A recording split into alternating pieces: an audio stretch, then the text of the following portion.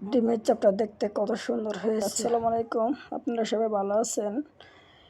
আগে থেকে মাছের ডিমগুলো সিদ্ধ করে নিয়েছি, 4 ছাঁকনি দিয়ে সেকা ধুয়ে নিয়েছি, একটা শুকনো মরিচ, স্বাদ মতন লবণ, 3টা আলু দিয়েছি ছোটো সাইজের, আপনারা চাইলে বাড়িয়ে কমিয়ে দিতে পারেন। সবগুলো একসাথে মিশিয়ে মাখা হয়ে গেলে একটা ম্যাগি মশলা দিয়ে দেবো, 5 টাকা দামের ম্যাগি মশলাটা দিয়ে 1 চামচ কর্নফ্লাওয়ার দিব, দিয়ে ভালো করে মাখিয়ে নেব।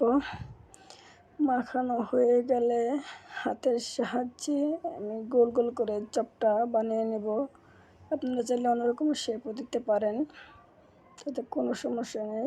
আর কর্নফ্লাওয়ারটা না থাকলে আপনারা 1 চামচ আটা দিয়ে দিতে পারেন রুটি বানানো।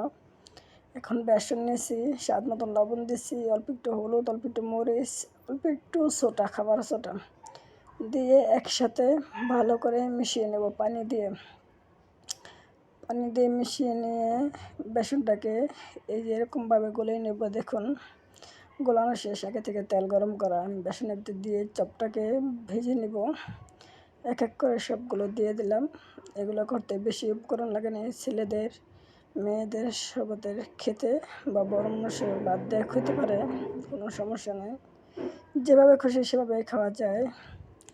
এরকম লাল লাল করে ভাজা হয়ে গেলে উল্টে পাল্টে উঠিয়ে নেব। সবগুলো বড় আমার ভাজা হয়ে গেছে।